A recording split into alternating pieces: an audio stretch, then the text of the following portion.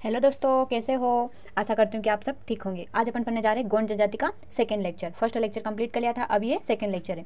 ठीक है, तो सेकंड लेक्चर में पढ़ते अपन खान पान, मतलब गोंड जनजाति का खान पान किस प्रकार का रहता है। तो ये गोंड जनजाति है ना, वो शाकाहारी और मांसाहारी दोनों प्रकार की होती है। क्या शाकाहारी और मांसाहारी दो प्रकार की होती है। ठीक है, इन्हें मोटे अनाज एवं कंदमूल खाना पसंद है। क्या हुआ? मोटे अनाज और कंदमूल खाना पसंद है। जो मोटे अनाज है, मोटे अनाज का एक पेय पदार्थ आता है, मोटे अनाज का एक पेय पदार्थ आता है जिसे क्या कहा जाता है? पेज, जो इन्हें अत्यधिक प्रिय होता है। क्या होता है? गोंड जनजाति में जो मोटे अनाज और कंदमूल खाना तो इन्हें पसंद ही है, परंतु मोटे अनाजों का भी एक पेय पदार्थ आता है जिसे कहा जाता है पेज, जो अत्यधिक प्रिय होता है। और इनको शराब पीना भी प्रिय होता है, मतलब इनको शराब पीना भी प्रिय होता है। ठीक है, खान पान हो गया। अब पढ़ते सामाजिक व्यवस्था। तो सामाजिक व्यवस्था में है गोंड समाज। क्या हुआ? गोंड जनजाति के जो लोग हैं वो कैसे होते हैं? पितृसत्तात्मक होते हैं। कैसे होते हैं? पितृसत्तात्मक होते हैं, मतलब पिता के अनुसार जो परिवार का जो वृद्ध व्यक्ति होता है ना, वही परिवार का मुखिया होता है। ठीक है, तो इसके अतिथियों के लिए क्या हो? गोंड जनजाति में अतिथियों के लिए एक साफ सुथरा कमरा अर्थात छोटा कमरा बनाया जाता है। जो अतिथि आते हैं ना गोंड जनजाति में, तो उनके लिए एक साफ सुथरा कमरा भी बनाया जाता है वहाँ उनके लिए ठहरने के लिए। ठीक है, गोंड समाज पितृसत्तात्मक होता है। गोंडों का विश्वास है कि बीज खेती से अधिक महत्वपूर्ण होते हैं। गोंडों का विश्वास है कि खेत है ना, बीज खेती से अधिक महत्वपूर्ण होते हैं। अर्थात ये बीज बीज किसे मानते हैं? तो बीज पुरुष को मानते हैं, और जो खेती है उसे किसे मान जाते हैं? स्त्री को मानते हैं, अर्थात नारी को मानते हैं। तो क्या कहा इन्होंने कि जो बीज है वो खेती से अत्यधिक महत्वपूर्ण होते हैं। फिर भी स्थानीय महिलाओं से हर तरह के कार्य के लिए सलाह ली जाती है। ठीक है, घर में मुखिया और वृद्ध लोगों की आज्ञा का सब पालन करते हैं। ठीक है, अब आगे पढ़ते हैं। गांव के जो पांच लोगों से मिलकर पंचायत बनी होती। ठीक, गांव के जो 5 लोग हैं उनसे मिलकर क्या बनी होती है? पंचायत बनी होती। उनके जो प्रमुख होता है उसे क्या कहा जाता है? मुकदम कहा जाता है। गोंड जनजाति में जो पंचायत के जो 5 लोगों का समूह होता है ना, उसमें एक प्रमुख होता है, उसे क्या कहा जाता है? मुकदम कहा जाता है। तो मुकदम का क्या कार्य रहता है? तो मुकदम गाँव का मुखिया होता है। मुकदम क्या होता है? गाँव का मुखिया होता है, जिसे गोटिया भी कहा जाता है। मुकदम का एक अन्य नाम भी है जिसे गोटिया भी कहा जाता है। ठीक है, मुकदम सरकार को लगान वसूल कर देता है। मुकदम क्या करता है? मुकदम का कार्य क्या होता है? सरकार को लगान वसूल करके देता है। मुकदम की नियुक्ति किस प्रकार की? तो परंपरागत होती, अर्थात वंशानुगत होती। जैसे जिसके पिता है, किसी के पिता है मुकदम है, उसका आने वाला पुत्र ही उसका मुकदम होगा, अगला मुकदम होगा। तो है कि उसका पिता के बाद पुत्र ही मुकदम बनता है। ठीक है, मुकदम गांव का मुखिया और गोटिया भी होता है। मुकदम गांव का मुखिया होता है, मुकदम का अन्य नाम है गोटिया होता है। कहीं कहीं अन्य व्यक्ति भी गोटिया होता है। ठीक है, कहीं कहीं पर अन्य व्यक्ति भी मुकदम होता है। कोटवार, तो अब कोटवार का पद आया। पहले क्या था? मुकदम का, अब कोटवार। तो मुकदम की सहायता के लिए कोटवार की नियुक्ति की जाती है। कोटवार की नियुक्ति किस लिए की जाती है? तो मुकदम की सहायता के लिए कोटवार की नियुक्ति की जाती है। इसका मुख्य कार्य क्या होता है? जो कोटवार का मुख्य कार्य क्या होता है? तो जो सरकारी सूचना अधिकारियों की गांव में रहने खाने पीने की व्यवस्था करता है। कौन? कोटवार। गांव में सरकारी अधिकारी आते हैं, उनके रहने और खाने पीने की व्यवस्था कौन करता है? कोटवार करता है। और जन्म मरण का हिसाब रखता है। गांव में कौन किसका जन्म हुआ, किसकी मृत्यु हुई, उसका हिसाब कौन रखता है? कोटवार रखता है। और चोरी की रिपोर्ट भी पुलिस के पास कौन दर्ज करवाता है? कोटवार करवाता है। गुनिया, बरुआ और पंडा, क्या है? गुनिया, बरुआ और पंडा ये क्या करते? ओझा। ये गाँव के ओझा होते, अर्थात तांत्रिक क्रिया करने वाले लोग होते। इनको क्या कहा जाता है? गुनिया, बरुआ और पंडा कहा जाता है, और इन्हें बरुआ भी कहा जाता है। ठीक है, तो मांझी या देशमुख, अब ये मांझी या देशमुख कौन होते हैं? तो गाँव की पंचायत का एक मुख्य होता है, जिसे भोई भी कहते हैं। जो मांझी या देशमुख होता है ना, वो गांव की पंचायत का एक मुखिया होता है, जिसे क्या कहा जाता है? भोई भी कहा जाता है।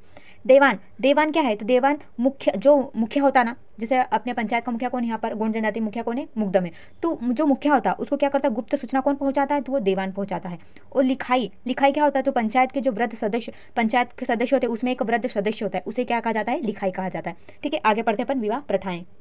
अब गोंड जनजाति में कौन कौन सी प्रकार की प्रथाएं होती? विवाह प्रथाएं। ठीक है, तो प्रथाएं पढ़ते। जनजाति में विवाह केवल वंश वृद्धि के लिए ही नहीं होता है। क्या है? जनजाति में विवाह केवल वंश वृद्धि के लिए ही नहीं होता, बल्कि आदिम प्रेम, परस्पर सहयोग और सहज आकर्षण की अभिव्यक्ति भी होती है। मतलब जनजाति में विवाह इसका माध्यम यही नहीं होता है कि वंश वृद्धि आगे बढ़े, उसका ये मतलब भी नहीं होता, बल्कि वह विवाह आदिम प्रेम, परस्पर सहयोग और सहज आकर्षण की अभिव्यक्ति होते हैं। ठीक है, जनजाति में महिलाओं का स्थान घर के भीतर ही नहीं अपितु घर के बाहर भी पुरुषों से कंधा मिलाकर जीवन या फिर जीवकोपार्जन हर कार्य करती है। मतलब क्या है? जनजाति की जो महिलाएं हैं वो घर के ही कार्य नहीं करती, वो बाहर के भी कार्य करती और पुरुषों से कंधा मिलाकर उनका जीवकोपार्जन भी करती है। ठीक है, अब गोंड जनजाति के विवाह पढ़ते हैं। अब कौन कौन सी गोंड जनजाति में विवाह किए जाते हैं? तो मैंने गोंड जनजाति की एक ट्रिक बनाई है। ठीक है, तो क्या है? दूध पीकर सेवा करो भाभी देवर की पोलीथर। क्या है? ये ट्रिक है गोंड जनजाति की विवाह की। पूरे विवाह नहीं है इसमें थोड़े बहुत विवाह है, बाकी तो याद करना पड़ेगा। तो क्या है? दूध पीकर सेवा करो देवर भाभी की। तो दूध से क्या हो गया? दूध लोटावा विवाह है ना। पीकर से क्या हो गया? पिठोनी विवाह। और सेवा से क्या हो गया? सेवा विवाह, या फिर उसे लमसेना विवाह भी कहा जाता है, या फिर लामानाई विवाह भी कहा जाता है।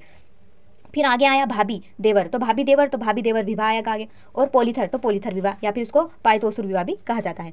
फिर इनके विवाह के एक एक का वर्णन भी पढ़ते हैं। तो दूध लोटावा, दूध लोटावा में क्या किया जाता है, तो जो ददिहाल और ननिहाल परिवारों में जो गोंड जनजाति है उनका क्या नैतिक अधिकार मानते हैं, मतलब दादा और नाना के यहाँ। जैसे कोई, ये आपको मैं समझाती हूँ, जैसे ये भाई है, ए भाई है और बी बहन है, ठीक है। और जो बी की जो लड़की होगी, बी की क्या है, एक ये लड़की है, ठीक है। तो जो ये बी है ना, बी क्या है, बहन है, और ए क्या है, भाई है। तो ये दो जन भाई बहन है ना। तो जो ये ए है ना, ये जो बी की जो लड़की होगी, जैसे ये स्मॉल ए है, तो इससे भी शादी करने का नैतिक अधिकार मानते हैं ये, ठीक है। अब आगे फिर क्या कहा जाता है, देखो आपको समझाती हूँ। भाई अपनी बहन की लड़की से विवाह करने का पहला हकदार होता है। इसमें क्या कहा जाता है कि भाई अपनी बहन की लड़की से विवाह करने का पहला हकदार होता है। इस रिश्ते को दूध लोटावा कहा जाता है। इस रिश्ते को क्या कहा जाता है, दूध लोटावा कहा जाता है, ठीक है। आगे और इसका वर्णन पढ़ते हैं।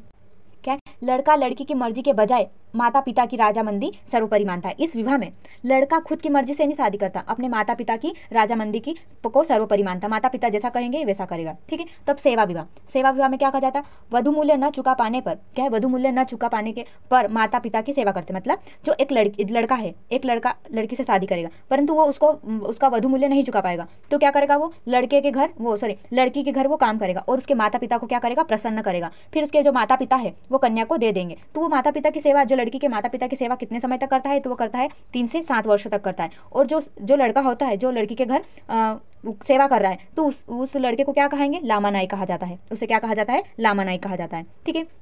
अब आया देवर भाभी विवाह। तो भाभी देवर विवाह में क्या किया जाता है, इसमें विधवा भाभी अपने देवर के साथ विवाह कर लेती और इसे ही भाभी देवर विवाह कहा जाता है। मतलब कि इसमें ऐसा होता है कि 2 लड़का या लड़की होती है, तो दोनों की शादी हो जाती है। फिर जो लड़का है उसकी क्या मृत्यु हो जाती है, या फिर कुछ कारण से उसकी मृत्यु हो जाती है, ठीक है। तो जो लड़की रहेगी और जो लड़का है उसका छोटा भाई होगा देवर उसका, तो क्या होता, इसमें ऐसा कहा जाता है देवर भाभी विवाह में कि वो जो लड़की है उसको उसके देवर से विवाह करना पड़ेगा, तो उसी को कहा जाता है देवर भाभी विवाह कहा जाता है, ठीक है। अब प्रीति विवाह या फिर वधु विवाह, तो इसमें क्या कहा जाता है, वधु मूल्य दिया जाता है, किसको, लड़की के पिता को दिया जाता है। फिर जो विधवा विवाह या पुनर्विवाह किसे कहा जाता है, तो विधवा विवाह, ये इसमें जो ये देवर भाभी विवाह और जो विधवा विवाह है वो सेम विवाह है, परंतु उसमें देवर से विवाह कर लेते और इसमें अन्य किसी पुरुष से भी विवाह कर सकते हैं। जैसे विधवा विवाह अर्थात किसी स्त्री का पति किसी कारणवश उसकी मौत हो जाती है और उस स्त्री का पुनर्विवाह कराया जाता है, तो उसे विधवा या फिर पुनर्विवाह कहा जाता है। तो इसमें भी विवाह किस प्रकार होता है, पुनर्विवाह। तो विधवा विवाह को पाठो विवाह भी कहा जाता है, विधवा विवाह को पाठो भी कहा जाता है। तो आगे बढ़ते ही पाठो होता क्या है, ठीक है। इसमें पाठो करने से पहले उसे स्त्री को किसी जलीय जीव या फिर जानवर के साथ उसे उल्टे फेरे लेना पड़ता है। जो स्त्री है, जो विधवा है, उसको अन्य पुरुष के साथ विवाह करने के लिए उसे क्या कर जाता है, वो सबसे पहले तो किसी जलीय जीव या फिर अन्य जानवर के साथ उसे उल्टे फेरे करना पड़ता है, फिर उसका पुनर्विवाह होता है, ठीक है। तो गोंडों के अन्य विवाह भी है, गोंड जनजाति में अन्य विवाह भी कौन कौन से है, तो भगोली विवाह, क्या है, भगेली विवाह। तो इसमें क्या करती, लड़की भागकर लड़के के घर आ जाती, कोई लड़की लड़के के घर आ जाती, तो उसे क्या कहा जाता है, हट विवाह कहा जाता है या फिर घुसपैठिया विवाह भी कहा जाता है, ठीक है। अब आया पठौनी विवाह। तो पठौनी विवाह में क्या किया जाता है, इसमें लड़की की बारात, क्या इसमें लड़की की बारात लड़के के घर जाती है। पठौनी विवाह में क्या किया जाता है, जो लड़की है वो बारात लेकर कहाँ जाती है, लड़के के घर जाती है ना। और लड़के के मंडप में, जो लड़के के ही घर जाकर उसके जो लड़के का जो मंडप का होगा ना, वहीं पे जाकर भवर अर्थात फेरे फिरेंगे, ठीक है, फेरे लेंगे वो, है ना। तो लड़की है जो लड़के के घर बारात लेकर जाती है, उसे क्या कहा जाता है, पठौनी विवाह कहा जाता है। अपने लड़की है ना अपने दूल्हे को विदा कर अपने घर ले जाती है। इसमें क्या होता है, अभी वर्तमान में कैसा होता है, लड़का लड़की के घर बारात लेके आता, परंतु ये जो पठौनी विवाह है ना गोंड जनजाति में, इसमें ऐसा होता था, लड़की लड़के के घर जाती थी बारात लेके और लड़के को विदा करके लाती थी। परंतु वर्तमान में यह प्रथा बंद हो गई, परंतु वर्तमान में इस प्रथा पर बैन किया गया, ये प्रथा बंद हो गई है, ठीक है। आया अब अगला आया पायसोतुर विवाह। कौन सा है, पायसोतुर विवाह। यह विवाह अपहरण विवाह का गौण रूप होता है। जो पायसोतुर विवाह है ना, ये अपहरण विवाह का गौण रूप है, उसका ही है, परंतु ये इसका गौण रूप है, ठीक है। आगे पढ़ते चढ़ विवाह। तो चढ़ विवाह में इस विवाह में वर पक्ष बारात लेकर कहाँ पर जाते हैं, कन्या पक्ष के घर जाता है। जैसे यहाँ पठौनी विवाह में लड़की जाती थी, परंतु यहाँ चढ़ विवाह में क्या हुआ, लड़का लड़की के घर जाता है, क्या, बारात लेके जाता है। विधवा स्त्री के किसी जलीय, कभी यहाँ पर विधवा स्त्री होगी तो वो किसी जलीय जीव के साथ उसे उल्टे फेरे कराए जाएंगे, फिर उसका पुनर्विवाह या फिर उसका चढ़ विवाह किया जाएगा। अब आगे पढ़ते हैं अर्थव्यवस्था। अब जो गौंड जनजाति वो अर्थव्यवस्था किस प्रकार करती है या फिर कृषि किस प्रकार करती है, ठीक है।